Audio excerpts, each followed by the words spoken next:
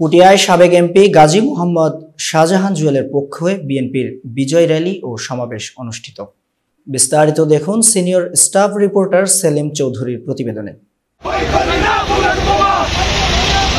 নানান আয়োজনের মধ্য দিয়ে 16 ডিসেম্বর মহান বিজয় দিবস উপলক্ষে পটিয়ার সাবেক এমপি গাজী মোহাম্মদ শাহজাহান জুয়েলের পক্ষ থেকে বিএনপি, যুবদল, ছাত্রদল ও অঙ্গ সহযোগী সংগঠনের উদ্যোগে এক বর্ণাঢ্য র্যালি ও সমাবেশ পটিয়া বাদামতলা চত্বরে সকাল 11টায় অনুষ্ঠিত হয়।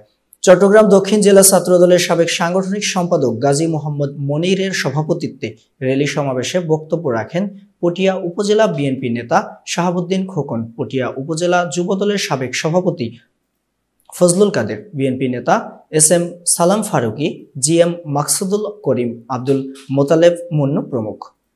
উক্ত বিজয় দিবস সমাবেশে বিএনপি হাজার হাজার নেতাকর্মী সমর্থক অংশগ্রহণ করে।